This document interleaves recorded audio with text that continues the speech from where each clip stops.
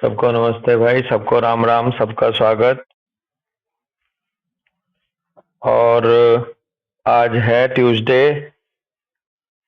16 दिसंबर 2025। ट्यूसडे है, theory of suppression चलेगा, written by doctor Prafulla Vijayakar sir. और हमारा चैप्टर शायद 6 चल रहा है जैसे मुझे लग रहा है। और पेज कौन सा बताया अमित, डॉक्टर अमित पाल भाई? Hello, okay. हाँ जी, हाँ जी, पेज जी। कौन सा आप बता रहे थे? नंबर पेज है 65। 65। और बहुत ही अच्छा जी, टॉपिक चल रहा है हमारा, जी, जिसमें ये बताया जा रहा है बड़े सर की तरफ से कि कहाँ कहाँ पर डॉक्टर हैनीमैन साहब ने जेनेटिक्स को लेकर के भाव दिया है, या किन किन एफोरिज्म में जेनेटिक्स कैसे शामिल होती है किसी इंसान की, उसका भाव मिलेगा, उसका एक्सप्रेशन मिल रहा है। तो हम इस क्रम में एफोरिज्म 9 डिस्कस करे थे।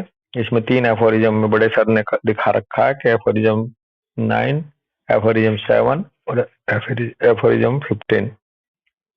तो पेज नंबर 65 पे हम देखेंगे कि किस तरह से एफोरिज्म 7 में जेनेटिक्स का लेना देना है। कह रहे हैं in aphorism 7 he mentions attention to be paid to totality of symptoms। Dash लगा कह रहे हैं this outwardly reflect picture of internal essence of disease और affection of vital force because he says it is the soul means whereby the disease can make known what remedy it requires. जी, aphorism number 7 में Hahnemann साहब ने mention करा है totality of symptoms को।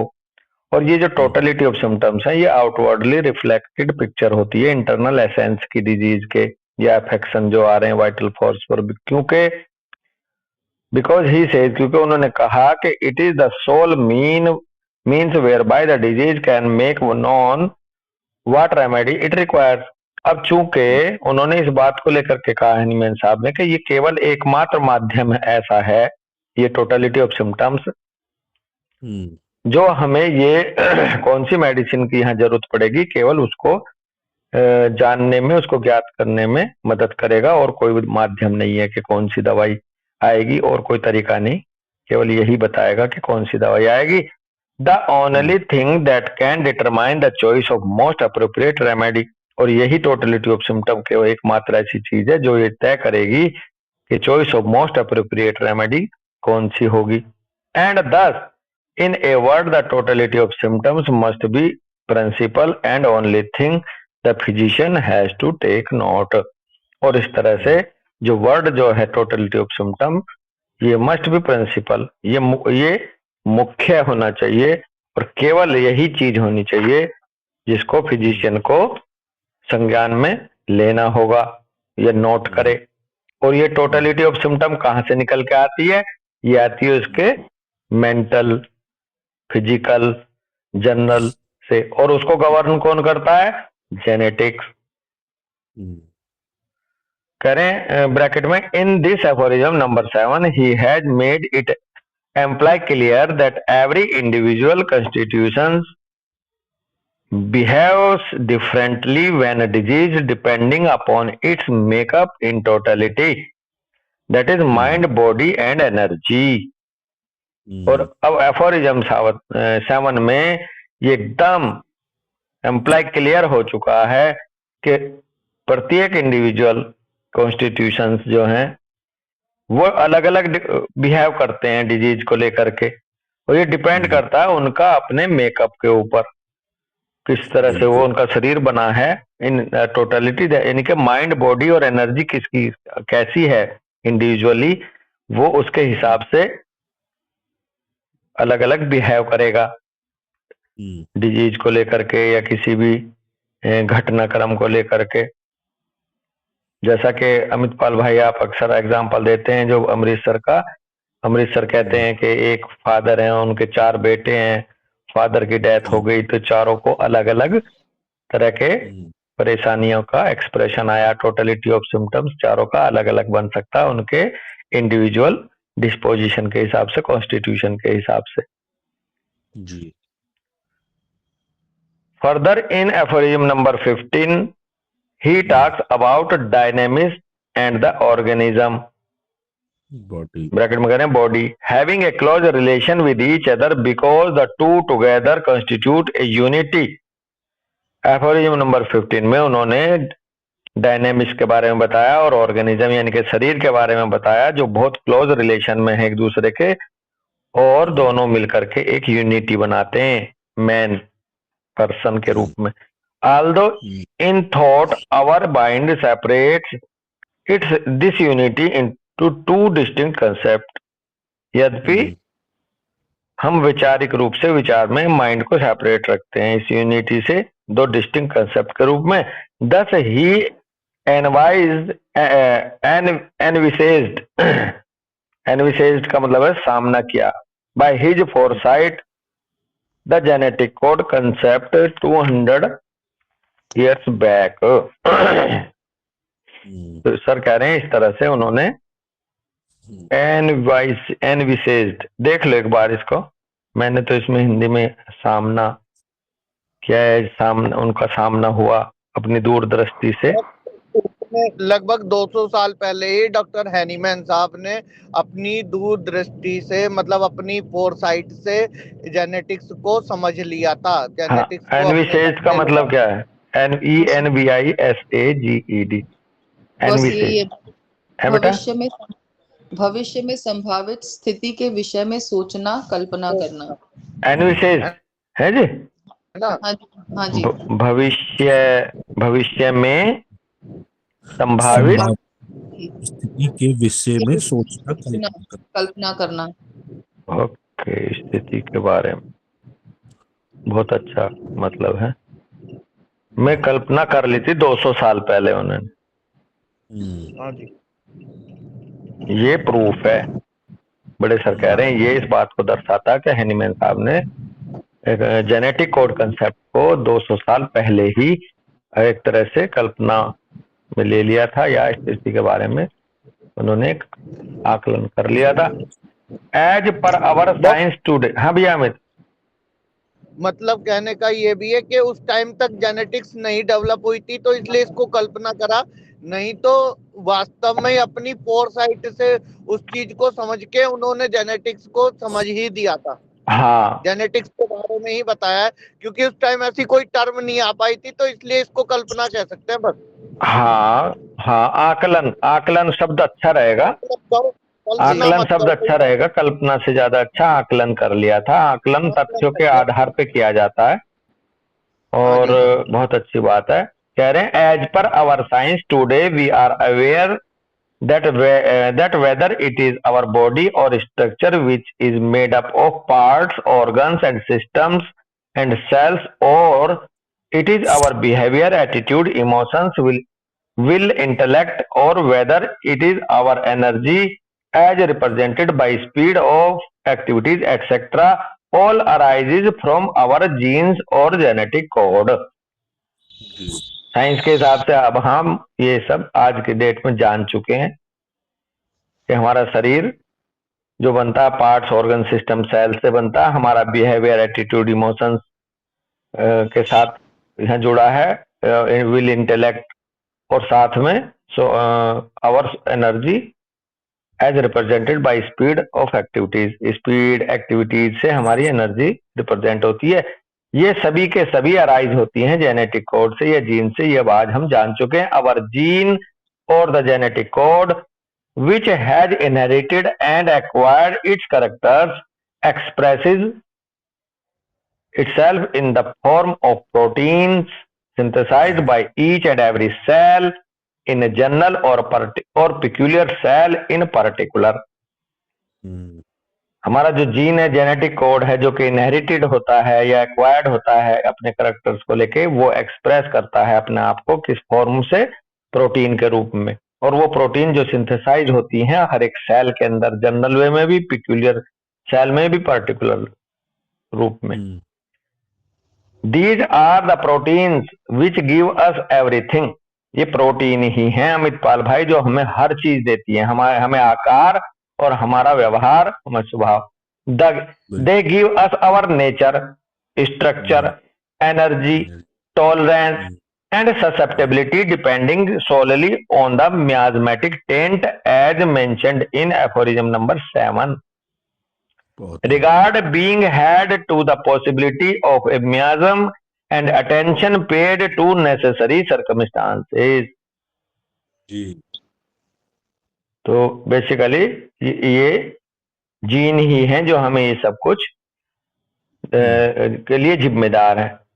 Our science is a rare science, perhaps one of the very few scientific sciences, since the very base is on organ and philosophy, which has stood the test of time.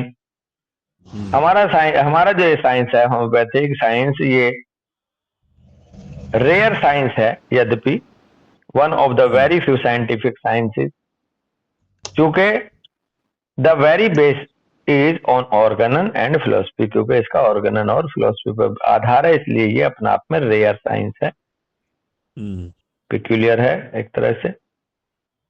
Which has stood the test of time, जो समय के साथ। हाँ भैया, ये हमारा science वही एक ऐसी रेयर पिक्यूलियर है जो समय के साथ साथ सारे टेस्ट को पास करता आ रहा है। हाँ। क्योंकि ये बेस है ऑर्गन और फिलोसफी पर। हाँ, और ये समय के सारे टेस्ट को एक तरह से पास करते हुए एक तरह से आ रहा है, या टिका हुआ है, या आगे बढ़ रहा है। बिल्कुल। In fact, all that is written by our great master stands vindicated today in the light of modern science and its discoveries and inventions. वास्तव में ये जो हमारे मास्टर ने लिखा है ऑर्गनन में, एक तरह से या फिलोसफी में, वो आज सच हो रहा है मॉडर्न साइंस की लाइट में, और डिस्कवरीज के माध्यम से और इन्वेंशन के माध्यम से वही चीजें सामने आ रही हैं, सच हो रही हैं, जो वो पहले लिख चुके हैं। The genetics, the automaticity of the body, the vital principle concept, the immunity concept, the simillimum concept, all stand firm amongst the ruins of the modern sciences. Dilapidated, short-lasting antibiotic, anti-allergic, and anti-XYZ theories. ये जो genetics है, जो automaticity of the body है, vital principle concept है, immunity concept है, similimum concept है, all stand firm amongst the, ये मजबूती से टिकी हुई हैं, मजबूती से खड़ी हैं, इनके बीच ये जो रूइंड, तबाही जो मचा रखी है मॉडर्न साइंस के, जो ये मॉडर्न साइंस ने जो डायलिपिडेटेड का मतलब है जीर्ण शीर्ण कर दे रही हैं, बर्बाद कर दे रही हैं, short lasting antibiotic, anti allergic and anti XYZ theories ने जो विध्वंस मचा रखा है, इसके बीच में ये आज भी मजबूती से खड़े हैं, ये कंसेप्ट होम्योपैथी के। The only place where modern science has succeeded is in eradicating certain infectious disease, but ironically that too with partial application of similia similibus curantor in the uses of vaccination. केवल एक स्थान जो है modern science का succeeded, जो success की तरफ हो रहा है थोड़ा सा, इन इरेडिकेटिंग सर्टेन इन्फेक्शियस डिजीज को लेकर के, कि भाई हमने स्मॉल पॉक्स को इरेडिकेट कर दिया, हम मलेरिया इरेडिकेशन प्रोग्राम चला रहे हैं, ऐसे करके कह रहे हैं वहां थोड़ा है। बट आयरनिकली, आयरनिकली का क्या मतलब होता है, मैं भूल गया इसको। दैट टू, हाँ बेटा, सच्चाई ये है, हाँ, जैसे कि दुखद है ये बात कि ऐसा हो रहा है, इस तरह से। आयरनिकली देख लेना, फिर भी विडंबना, हाँ विडंबना, ओके, फिर भी विडंबना ये है डॉक्टर श्रेय, विडंबना विडंबना ये है कि जहां ये थोड़ा सक्सेस भी मानते हैं वहां भी पार्शियल एप्लीकेशन है इनका सिमिली बच्चोरेंटर के रूप में in the uses of vaccination को यूज कर such a science or rather the philosophy has to be followed to the hilt. Such a science, चाहे वो साइंस हो चाहे वो फिलोसफी हो, has to be followed to the hilt. Hilt का मतलब हो एक मजबूत दस्ता. Only a strict follower of the same with proper application shall find the right simillimum which shall reverse the disease and help the physician bracket में to remove the whole symptoms in order at the same time annihilate the morbid derangement of vital force. That's like correct. Consequently, the totality of disease, the disease itself. तो एक उसके लिए एक मजबूत पकड़ होनी चाहिए, मूठ होनी चाहिए और एक स्ट्रिक्ट फॉलोवर जब फॉलोवर भी स्ट्रिक्ट होना चाहिए, प्रॉपर एप्लीकेशन करे राइट सिमिलिमम को खोज करके तो वो रिवर्स कर सकता है डिजीज को एंड हेल्प द फिजिशियन और फिजिशियन फिर इस तरह से रिमूव करने में होल सिम्टम इन ऑर्डर जो है मदद कर सकता है और ठीक उसी समय पर जब वो सिम्टम्स को रिमूव कर रहा है ऑर्डर में तो उसी समय एनिलेट हो रही है morbid derangement of the vital force साथ के साथ और परिणाम स्वरूप जो टोटलिटी ऑफ डिजीज थी वो भी इरेडिकेट हो रही है, वो भी जा रही है, एक तरह से रिमूव हो रही है और इस तरह से हम कह सकते हैं कि डिजीज इटसेल्फ रिमूव हो गया फिर अब इसके शरीर में से. बिल्कुल. Hence, homeopaths who do not prescribe on totality are very unlikely to observe the Herring's law of cure, be it acute or chronic disease. और यही वजह है एक तरह से या फिर कह रहे हैं कि आता है जो होम्योपैथ प्रेस्क्राइब नहीं करेगा टोटलिटी को आधार बना करके वो अनलाइकली टू ऑब्जर्व, वो भैया हैरिंग्स लॉ ऑफ क्योर को ऑब्जर्व कर ही ना पाएगा चाहे वो एक्यूट हो चाहे क्रॉनिक हो. सही बात है. Those who prescribe only on emotions, feelings and things feelings are the core thick feelings are the core and thus totality are as guilty as their physical prescribing counterpart. अकेले emotions को लेकर के prescribe करना feeling पे लेकर के और ये सब वो इसको लेकर के को टोटलिटी बनाता है तो वो ऐसे ही गिल्टी है, दोषी है जैसे कि कोई फिजिकल पे प्रेस्क्राइब कर रहा हो अपने काउंटर पार्ट्स जो है उनके इमोशन वालों के फिजिकल वाले. They shall get results but only in functional sphere of ectoderm, endoderm and mesodermal derivative organs. वो रिजल्ट तो लेंगे लेकिन केवल फंक्शनल स्पेयर्स पे लेंगे, एक्टोडर्म लेवल के चाहे वो एंडोडर्मल लेयर के हों चाहे मेसोडर्मल डेरिवेटिव्स ऑर्गन हो उन पे केवल फंक्शनल स्पेयर पे ही उनके रिजल्ट ले सकते हैं. They shall show fantastic results in making symptoms disappear from skin. For example, eczema, dermatitis, etc. और rhinitis, bronchitis, acidity, colitis, urinary tract infection और bone pains. यहाँ तो वो fantastic result ले लेंगे. They can at most bring about changes in secretion of neurotransmitters causing behavioral changes arising out of limbic system. और वो ये भी कर सकते हैं कि वो secretion of neurotransmitter को चेंज कर दें, करते हुए बिहेवियरल चेंजेस ला दें जो कि लिम्बिक सिस्टम से अराइज होते हैं. Intolerances susceptibility will intellect shall never improve और शो चेंजेस, लेकिन वो कभी भी इंटॉलरेंस, ससेप्टेबिलिटी, विल, इंटेलेक्ट को कभी भी इंप्रूव नहीं कर सकते, करेंगे नहीं करके दिखा सकते उनमें बदलाव. They may not succeed in annihilating the cause which give rise to hypertension, diabetes, thyroid disorders, rheumatoid arthritis, etc. वो कभी भी सफल नहीं होंगे एनिलेट करने में कॉज के किसके हाइपरटेंशन के कॉज के, डायबिटीज के कॉज के, थायराइड डिसऑर्डर्स के कॉज के, रूमेटॉइड आर्थराइटिस के कॉज के, जो के टोटलिटी पे काम नहीं कर रहे। They shall not be fortunate enough to see single dose result which enforce the Haring's law only because they do not consider the totality or the genetic constitution। वे कभी भी सौभाग्यशाली नहीं रहेंगे कि वो सिंगल डोज के रिजल्ट देख पाए।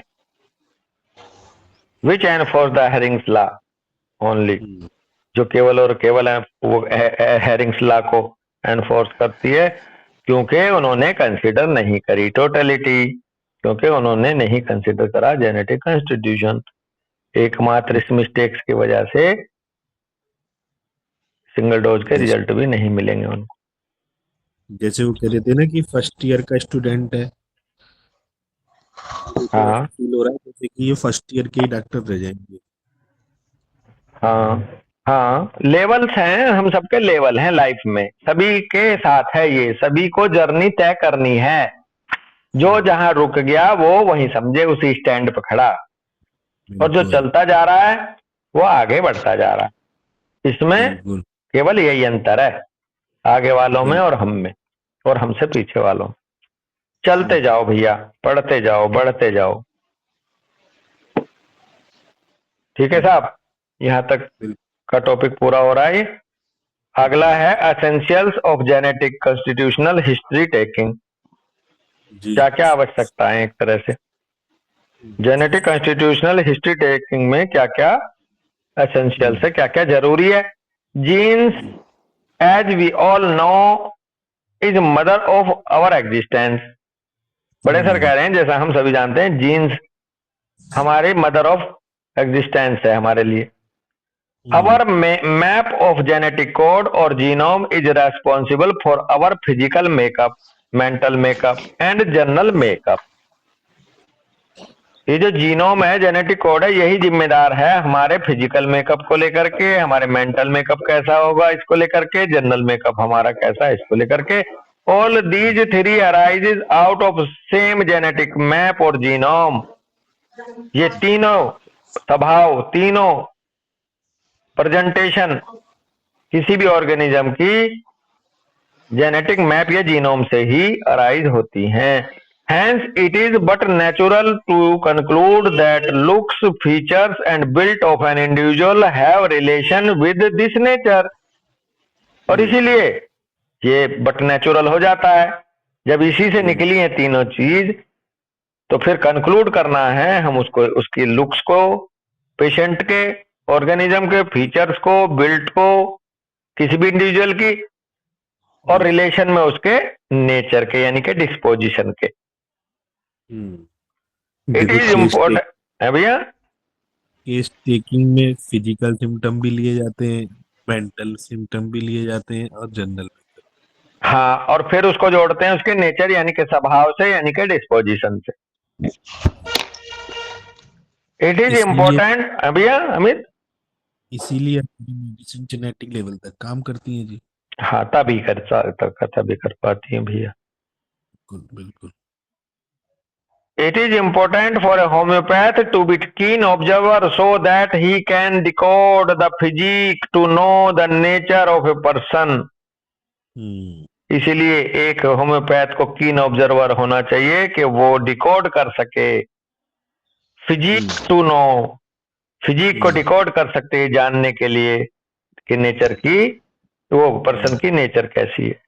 और भैया फिजिक टू नो के लिए how to read the face, Mary Olmsted भी बहुत बड़ा योगदान प्ले करती है, किसी की फिजिक को जानना। ये सभी लोगों को पढ़नी बहुत ही जरूरी है, जब भी मौका लगे जीवन में जरूर पढ़नी चाहिए भैया, हम तो कोशिश कर रहे हैं। खैर, अब पॉइंट दिए हैं essential of genetic constitutional history taking में। बड़े सर ने कहा a physical makeup. Physical makeup पहला ए है, जिसमें इंक्लूड होते हैं पॉइंट 1 उसकी हाइट, वेट, स्टेचर। पॉइंट 2 उसमें शामिल है facial features and shape. Point 3 शामिल है हेयर। पॉइंट 4 शामिल है नेल्स, फिजिकल मेकअप में 0.5 है नेक, 6th है एक्सट्रीमिटीज, 7th है शेप ऑफ द ट्रंक। ये है फिजिकल मेकअप। समरी बोल दे रहा हूं पहले आगे बढ़ने से। मेंटल जी मेकअप, सर, हाँ भैया, इसमें एक डाउट था सर, वो जो टोटालिटी वाली जैसे बात करते हैं हम किसी भी चीज में, अगर हम हाँ समझ ले एक्यूट एक्यूट में भी टोटालिटी अगर हम लेते हैं हाँ, कि क्या क्या चीजें हो रही है, बट अगर हमें कोई ऐसा पीक्यूआरएस मिल जाता है जो बहुत ज्यादा पीक्यूआरएस है, तो क्या उस पे अगर हम मेडिसिन देते हैं तो क्या वो पूरा टोटालिटी को कवर कर लेता है या नहीं? पीक्यूआरएस अकेला नहीं करेगा, पीक्यूआरएस के साथ उसका चेंज डिस्पोजिशन जरूर मिला लो। अच्छा। पीक्यूआरएस के साथ चेंज डिस्पोजिशन है। पीक्यूआरएस उदाहरण के तौर पे मैं आपको बता दूं, alternate constipation with diarrhoea PQRS है, लेकिन कई मेडिसिन में है। तो जिस मेडिसिन का डिस्पोजिशन मिलेगा इसके साथ उससे काम बन जाएगा दोस्त, है ना। तो केवल पीक्यूआरएस अपने आप को में टोटलिटी खड़ी नहीं करता। आपका संक्षिप्त में यह आंसर है, पीक्यूआरएस टोटलिटी का हिस्सा है, ना कि पीक्यूआरएस अपने आप में टोटलिटी है। बिल्कुल, बहुत बढ़िया। जी सर। हाँ भाई, लेकिन हाँ ये है कि अगर कोई ऐसा पीक्यूआरएस मिल गया तो वो आपके लिए बहुत इंपॉर्टेंट हो जाएगा। जैसे पवन बॉस ने कहा, हम कह रहे हैं कि बर्निंग पेन अमेलिरेट बाय हीट, उसमें आर्सेनिक है, लेकिन उसके अलावा भी मेडिसिन है। अगर डिस्पोजिशन आर्सेनिक का आ रहा है तो उसको उठाएंगे, डिस्पोजिशन दूसरा आ रहा है तो दूसरा उठाएंगे। हाँ हाँ, मैच करना होगा पीछे से। और वैसे अमित भाई ने बड़ी अच्छी बात शुरू करी थी, कई पीक्यूआरएस ऐसे भी मिल जाते हैं जो डिस्पोजिशन से रिलेट कर लेते हैं एफोरिज्म में। हाँ जी। एक ही कई रूब्रिक हमने ऐसे देखे डॉक्टर श्रेय मलिक सर जब लेते हैं, हम कहते हैं सारा केस इसमें ही बांध दिया भाई। जी। तो उसमें उस बंदे का डिस्पोजिशन भी झलक जाता है, उस रूब्रिक में उसकी जो जर्नी ऑफ डिजीज है वो भी सारी झलक जाती है। तो कई मिल जाते हैं, लेकिन बात वही है कि पीक्यूआरएस टोटलिटी का अहम हिस्सा है, ना कि टोटली इन इटसेल्फ। जी। बहुत अच्छी बात आपने निकाली। तो ए था इसका फिजिकल मेकअप, जिसके मैंने कुछ पॉइंट गिनाए शॉर्ट में। बी है मेंटल मेकअप। ये मेंटल मेकअप किस किस चीज से मिलकर बना होता है? ये बना होता है विल, मॉरल, इंटेलेक्ट से, प्लस बी कह रहे हैं natural traits which are outstanding, उनसे। सी कह रहे हैं इमोशंस एज रिएक्शन, ये भी मेंटल मेकअप का हिस्सा है। सेंसिटिविटी भी मेंटल मेकअप का हिस्सा है, और अटैचमेंट्स भी पूरी केस टेकिंग आ गई। मेंटल मेकअप का हिस्सा है। ये मैं शॉर्ट में इसलिए कह रहा हूं ताकि एट ए ग्लांस ये हमारे सामने आ जाए एक तरह से। ठीक है भैया। तो और सी पॉइंट होता है इसका जनरल मेकअप। जनरल मेकअप में शामिल होती है आपकी एनर्जी और एक्टिविटी, स्पीच टाइप, टॉलरेंस और इंटॉलरेंस, थर्मल्स यानी कि हॉट या चिली या एम्बीथर्मल, एपेटाइट, क्रेविंग्स, एवर्जन, ये जनरल मेकअप का हिस्सा चल रहा है। थर्स्ट भी जनरल मेकअप है। सेक्सुअल फंक्शंस जनरल मेकअप है। ऑर्गन ससेप्टिबल और जो है वो characters peculiar to the person, ये जनरल मेकअप का हिस्सा है। एग्रावेशन और एमुलेशन भी जनरल मेकअप में आते हैं। टाइम ऑब्लिक सीजन इफेक्ट, ये भी जनरल मेकअप में आते हैं। तो इस तरह से हमने यहाँ एट ए ग्लांस देखा कि physical makeup, mental makeup, general makeup में कौन कौन से पॉइंट हैं। अब एक एक करके आगे इनको डिटेल में कर लेंगे। फिजिकल मेकअप में कह रहे हैं सबसे पहला हाइट, वेट, स्टेचर। इसमें कह रहे हैं पहला पॉइंट है ए tall, lean, thin individual can indicate a constitution with either a soric trait or tubercular heredity. बहुत अच्छी इंफॉर्मेशन दे रहे हैं बड़े सर। एक पतला, दुबला, लंबा कोई अगर इंडिविजुअल है तो ये बात की तरफ इशारा करता है कि ये जो कॉन्स्टिट्यूशन है या तो सोरिक ट्रेट का धनी है या फिर इसमें ट्यूबरकुलर हेरिडिटी है। दूसरा पॉइंट कह रहे हैं a stout obese person can be drawing our attention towards his sycotic heritage. यदि हमारे सामने कोई स्टाउट ओबीज पर्सन है तो हमारा ध्यान आकर्षित करता है, खींचता है कि भाई इसके पीछे कहीं साइकोटिक हेरिटेज है। जी। थर्ड कह रहे हैं a short stunted individual could be again a shallow type of sycosis. It can indicate a Barretta constitution or a Medorinum, carbon, sulfur, natramure, silicea, siplinum, calcarea phos, tuberculinum, etc. तो ये sir ने थोड़ा height weight structure का idea दिया। Second कह रहे हैं sir facial features and shapes इस तरह फिजिकल मेकअप के अंतर्गत रोल प्ले करती हैं। Sharp features could give us an idea that some tubercular constitution is in front of us. अगर फीचर शार्प हैं हमारे मरीज के तो ये हमें इशारा देता कि भाई ट्यूबरकुलर कंस्टिट्यूशन हो सकता है ये। It could be a psoric constitution as well, और साथ में ये भी हो आता है कि ये सोरिक कंस्टिट्यूशन है। बेसिकली डॉक्टर सर बड़े सर अक्सर बताते थे कि सॉरी कॉन्स्टिट्यूशन के शार्प फीचर क्लियर होते हैं नॉर्मल प्रोपोर्शन में, साइकोटिक के राउंड होते हैं और सिफिलिटिक के फीचर डिस्टॉर्टेड होते हैं। Nevertheless we can safely presume that this constitution is not purely sycotic. और इस सब चीज के बाद हम ये तो कम से कम सेफली प्रिज्यूम कर ही सकते हैं कि ये सामने वाला अगर शार्प फीचर है तो ये कम से कम प्योरली साइकोटिक तो बंदा है नहीं। Extra sharp and crooked features can mean some syphilitic remedy. अगर यही फीचर एक्स्ट्रा शार्प हो जाए, क्रूक्ड हो जाए, तो समझ लो कोई ना कोई सिफिलिटिक रेमेडी है इसके पीछे, सिफिलिटिक मियाज़म है इसके पीछे। कुछ कोई पूछ रहा था शायद, कुछ कहना सर मैं ये पूछ रहा था कि कोई अगर सोरिक कॉन्स्टिट्यूशन दिखता है एक टाइम पे हमें, हाँ, बट उसी एक्सीडेंट की वजह से या किसी की वजह से उसका फेस डिस्टॉर्टेड हो गया और वो हमारे पास आता है हाँ, और ये बोलता है कि फेस, तो उस टाइम पे तो हमें नहीं पता होगा कि उसका पैरासोरिक था या नहीं। हाँ, और वो बोलता है कि फेस डिस्टॉर्टेड, तो वहां से तो हम यहाँ से भी पकड़ पाएंगे ना फिर वो चीज। हम परजेंट परसिस्टेंट प्रीडोमिनेंट को लेते हैं। हमारे सामने परजेंट क्या है, परसिस्टेंट क्या है, प्रीडोमिनेंट क्या है। ठीक है जी। हाँ भैया अमित शर्मा। हाँ जी भाई। हाँ डॉक्टर, देखो बहुत सिंपल सी बात है कि अगर वो हाईली सोरिक था तो उसको चोट लगने के बाद डिस्टोर्शंस नहीं आएंगे, उसको सोरिक इंजरी ही आएंगी। उसको सिफिलिटिक अंदर डिस्टोर्शन डिस्ट्रक्शन चल रहा था, इसलिए उसको डिस्ट्रक्टिव इंजरीज आई, डिस्टोर्टेड डिस्ट्रक्टिव इंजरीज आई।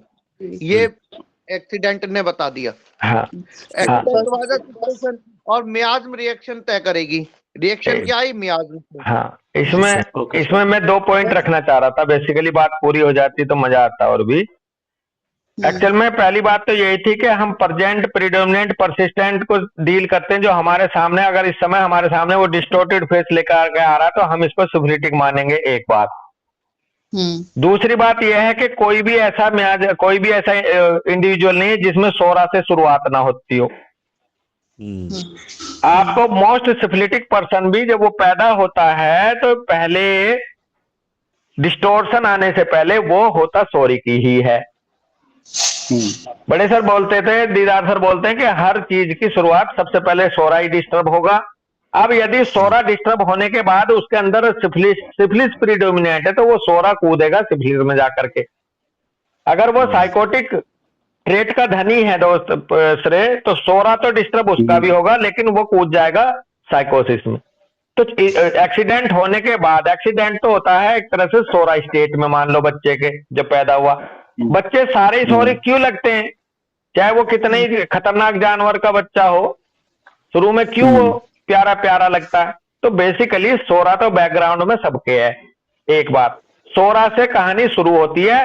अब आती है कोई साइकोटिक प्रीडोमिनेंट है या सिफिलिटिक प्रीडोमिनेंट है। तो अब वो सोरिक इन्फ्लामेशन डिस्ट्रक्शन में जा रहा है सीधे डिस्टोर्शन में, या वो सोरिक साइकोटिक में जा रहा है, या वो सोरिक इन्फ्लामेशन से वापस आ रहा है। जो अमित शर्मा कह रहे थे कि अगर वो सोरिक होता ज्यादा धनी तो वो फिर डिस्टोर्शन में जाता ही नहीं फ्यूचर उसके। तो इसका मतलब यह कि वो पैदाइशी तो था अंदर सिफिलिस का धनी, लेकिन कोई भी जर्नी शुरुआत चूंकि सोरा के डिस्टरबेंस से होती है, इसलिए आप शुरू में उसको हाँ दूसरे फीचर से पकड़ सकते हो आप उसकी हरकतों से, भले कितना प्यारा बच्चा लग रहा है, लेकिन भैया अंदर इसमें सिफिलिस कहीं ना कहीं है। हाँ मतलब बस सर मैंने का मतलब है कि इससे करने का सिफिलिस मियाज्म ज्यादा प्रिडोमिनेंट नहीं होगा शुरू से ही, तो उसके साथ जो एक्सीडेंट हुआ चाहे किसी भी वजह से वो भी सिफिलिटिक हाईली डिस्ट्रक्टिव नहीं होंगे। हाँ हाँ ऐसा ही है, बिल्कुल ऐसा ही है भाई। हमारे मावी सर बोलते थे कि एक उसमें गाड़ी में कई लोग जा रहे थे, गाड़ी पलट गई, गाड़ी का एक्सीडेंट हुआ, जो इंसान बहुत बुरी तरह से दबा था और एक इंसान जो थोड़ा दूर जाके गिरा, पता चला थोड़ा दूर जाके जो गिरा उसकी हड्डी 3 जगह से टूट गई, और जो वहां दबा पड़ा था उसे कुछ नहीं हुआ, उसे मान लो खरोंच आके ही आ गई। ऐसे मिलते हैं आप देखना जीवन में लोगों को, कहते यार इतनी तो चोट भी नहीं थी जितने इसका फ्रैक्चर हो गए। तो ये तो मेरे साथ भी हुआ मुझे पता हाँ है। मेरे जानने में है, हल्का सा डिवाइडर से बाइक टकराए 3 जगह से हड्डी टूटी, टीबिया। ये जो कंपाउंड फ्रैक्चर आते हैं ये सिफिलिटिक साइन है, और किसी को सिंगल आता है, हेयर लाइन आते हैं, तो ये साइकोसिस या सोरा की तरफ है मान लो, मतलब कंपैरेटिव टू, है ना। वो एक बात सीधी सीधी ये है कि जो भी एक्शन सामने आया है वो ही चल रहा है कंसिडर मियाज़म। करना है, वो ही चल रहा है मियाज़म पीछे वही भी। चल रहा है और वही हमें संज्ञान में देना, पिछली कहानियों में नहीं फंसना, सामने क्या है पहले से हटाओ। सॉरी कॉन्स्टिट्यूशन को डिस्टोर्शन नहीं होगा। हाँ बस जायसवाल सर ना एक एग्जाम्पल देते थे। जायसवाल सर बोलते थे कि शोले जब 1975 में आई तो वो ऐसा नहीं कि उसी दिन जिस दिन आई उसी दिन दिमाग में आई और उसी दिन वो बन गई पिक्चर। उसके बनने की एक प्रोसेस थी और वो सबसे पहले दिमाग में आई थी, पहले वहां पे पैदा हुई थी और उसके बाद जो उसका रिजल्ट था वो सामने आया था। सिमिलरली जो आज एक्सीडेंट या जो आज चल रहा है उसकी प्रोसेस पहले से चल रही थी और वो हाँ प्रोसेस वैसे ही चल रही होगी जैसे अभी अमित बॉस ने भी बोल दिया, आपने भी बोला कि अगर मायाज्म कहीं सिफिलिटिक नहीं होगा बैकग्राउंड में, हाँ कुछ ना कुछ होगा तो हाँ वो सिफिलिटिक डिस्टॉर्शंस लेके आएगा ही नहीं। ना सोरिक रहेगा तो वो सोरिक डिफेंस है, वो हाँ सोरिक डिफेंस से जो उसकी कंप्लेंट्स आएंगी वो भी सोरिक ही लेके सॉरी आएगा, कहें, बिल्कुल कभी भी बिल्कुल। सिफिलिटिक डिस्ट्रक्शन के लिए जाएगा ही नहीं, क्योंकि हाँ ये माध्यम हमारा डिफेंस मैकेनिज्म है, हाँ यही तो हमें बचा रहा है, यही हमारा हमें उस रास्ते पे ले जा रहा है। हाँ यही है, यही स्टेटमेंट सही है दोस्त डॉक्टर श्री जो अभी दीपशिका कह रही हैं। अगर आपके सामने कोई डिस्टोर्टेड फेस लेके आया है एक्सीडेंट के बाद तो समझ लो इसके अंदर पहले जो है सिफिलिटिक मियाज्म प्रीडोमिनेट कर रहा है, नहीं तो आता ही नहीं है भाई, ये अटल सत्य है बात। जी अरे वो बहुत अच्छा एग्जाम्पल कहते थे कि छोटे से बम से बिल्डिंग नहीं गिर सकती, गिर जाएगी क्या? तो सोना से डिस्टोर्शन नहीं आएगा, बड़ा ही बम होगा तभी बिल्डिंग गिरेगी। अमित शर्मा कुछ कह रहे हैं। नहीं मतलब ये जो है ना, ये जैसे हम सब लोगों ने कहा बच्चों में या इसमें, ये सब बड़ी बारीकी वाले नजर के और उसके वो रहते, भैया बताते थे कह रहे यार ये बच्चा है, बहुत अच्छा बच्चा है, इसको दिक्कतें हो रही हैं, तो जब उसकी पैथोलॉजी वगैरह देखी तो पता चला कि भाई और कि ये पेपर को बहुत प्यार करता है। तो बड़े सर ने और सर ने बताया था कि पेपर को लव करना या कागजों को किताब को देखना इज सोरिक, उनको पढ़ना समझना ये है, लेकिन वो क्या करता है, तो सब उससे पूछा कि किताबें सर ये किताबें फाड़ता है या हाँ कागज फाड़ता है, बिल्कुल दैट इज तो मतलब इसके दिमाग में तो डिस्ट्रक्शन ये सोरिक ये हाँ मैं बताया ना, दूसरी चीजें बता देंगी वहां भी बंदा बचपन में सोरिक सा है लेकिन दूसरी हरकतें बता देंगी पैथोलॉजी के अलावा भी, जैसे पेपर 3 बच्चों ने लिया और एक बच्चा उनमें से फाड़ रहा है जी। हाँ जी तो ये सिफिलिटिक मियाज्म का धनी है। हाँ जी बॉर्न सिफिलिटिक बच्चा का जो मियाज्म है सोरा साइकोसिस वो मदर के वुम्ब में ही खत्म हो गया। वो एक नहीं वो फिर अलग आएगा, ये नेक्स्ट क्वेश्चन था बहुत खूबसूरत जो आना चाहिए था अब तक। कई बच्चे पैदाइशी डिस्टॉर्टेड जो हो रहे हैं उनका पीछे खत्म हुआ है, ऐसे बोलो। हाँ जी कई इसमें 2 शेड मिलेंगी अमित पाल भाई। सिफिलिटिक बच्चा नॉर्मल बर्थ लेकर के नॉर्मल सा दिखाई देता है, जब उसमें कोई पैथोलॉजी आती है या उसकी मेंटल हरकत उसका बिहेवियर वहां से पकड़ा जाता है वो और बिल्कुल। जिन बच्चों का माँ के अंदर ही सिफिलिटिक मियाजम आ गया, वो पैदा भी कई बार डिस्टोर्शन के साथ ही होते हैं, जितने ये सिंड्रोम है।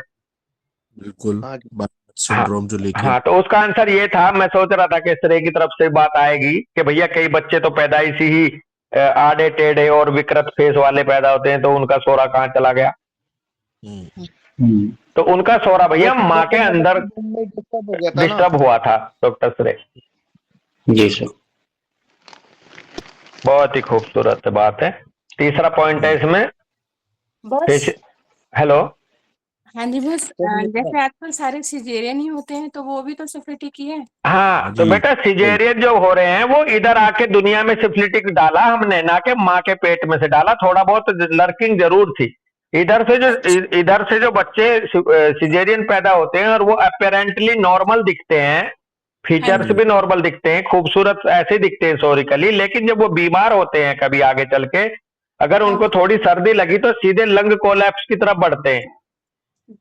अच्छा। अगर उनके आंख में कोई कुछ इंजरी आई तो सीधे आईज के डिस्ट्रक्शन की तरफ बढ़ते हैं वो बच्चे। तो वो पता चलेगा कि ये सिजेरियन होने के बाद ये सिफिलिस कितना इसमें आया। लेकिन एक नॉर्मल नियम ये है कि जो बच्चा सिजेरियन पैदा कर लिया हमने, तो हमने उसमें सिफिलिस को ट्रिगर जरूर कर दिया, सोरा को एग्जैजरेट कर दिया, जो आगे चल के ये सिफिलिस की तरफ जाएगा। है जी। संघमित्रा, डॉक्टर संघमित्रा, ये ध्यान रखने का पवन बॉस ने बोला ना कि हमारे को ये देखना होगा कि ये इसका बर्थ एक तो नॉर्मल सिफिलिटिकली हुआ है, ठीक है। हाँ। वो मतलब एक तो ये ऐसे हुआ है कि हाँ यार इसका बर्थ बड़ा डिफिकल्ट था और कैसे था क्या था। एक डॉक्टर्स ने इंड्यूस करा, लेकिन डॉक्टर्स ने इंड्यूस तो करा, जबरदस्ती करा, कोई बात नहीं। इसका तब भी उस बच्चे के साथ थोड़ा बहुत ट्रेट रहा होगा, और बॉस का कहना बिल्कुल सही है। फिर हमें ये देखना पड़ेगा उसमें सिफिलिस के चांसेस होंगे तो कौन से सिफिलिस के होंगे। उसमें सिफिलिस के चांसेस एकदम से एग्जैजरेटेड के होंगे कि भाई साहब इसको हल्की सी हवा लगी और एकदम से बहुत तेज न्यूमोनिया हो गया। और जो टिपिकल सिफिलिटिक होगा वो ऐसा हो सकता है कि एकदम से हवा लगी और उसका कोलैप्स आ गया। हाँ, मतलब पैथोलॉजी सीवियर हो जाती है, ग्रे हो जाती है उसकी, जो कि इम्प्रपोर्शनेटली हो गई, नॉर्मली नहीं होनी चाहिए। हाँ जी।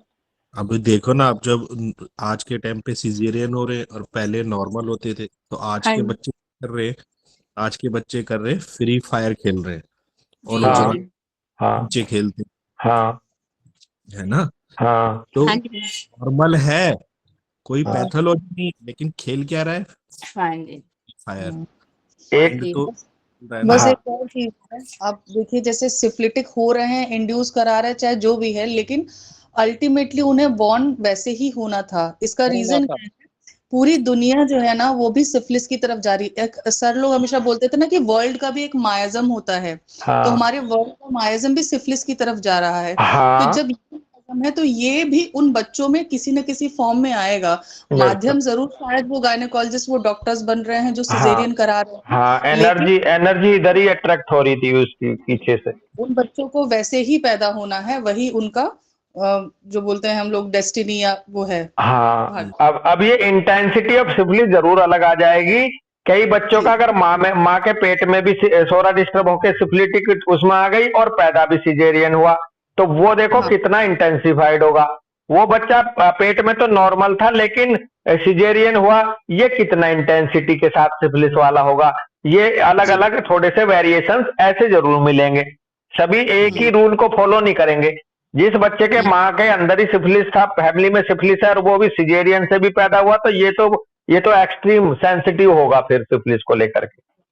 और जो पीछे थोड़ी साइकोसिफिलिटिक बैकग्राउंड की फैमिली है और उसमें इधर सिजेरियन भी हो गया, तो ये कंपैरेटिवली उससे थोड़ा सा लेस इंटेंसिफाइड सिफिलिस होगा। बस इस हिसाब से बस इस हिसाब से तो लगता है कि हम लोग जो आज की दुनिया में अपने बच्चे को सबसे बड़ा धन दे सकते हैं वो है सोरिक ट्रेट बच्चा को। क्या बात है। आज मैं कह रहा हूँ कि word to word statement Stanton के यही है दीपशिखा। वो स्टैंटन कहती है कि यदि आप अपनी पोस्टीरियरिटी के साथ लिए बेस्ट कुछ कर सकते हो तो उसको बेस्ट वो दीजिए अपने ट्रेट्स।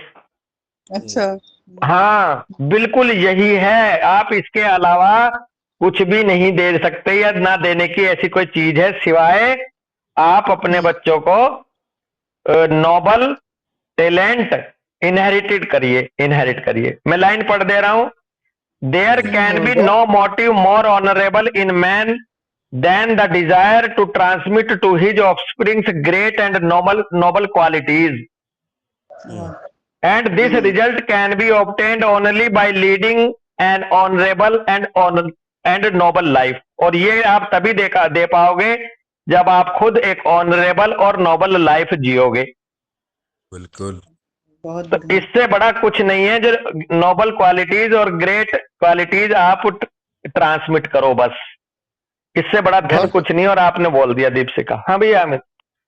नहीं, इसमें ना थोड़ी सी दीपशिखा की बात जो थी वो बहुत अच्छी ये हो रही कि हम नोबल क्वालिटीज और ये सब देंगे, और उसमें ये था कि बच्चों का सोरा, इसका मतलब बच्चों के अंदर सोरा देना है। तो अपने अंदर, मैं बार बार कहता हूँ ना, अपने अंदर के बच्चे को बिल्कुल मत खत्म हो जाने दो, उसके बचपने की हरकतें करते रहो, तुम भी करते रहो और अपने बच्चों के साथ भी कराओ।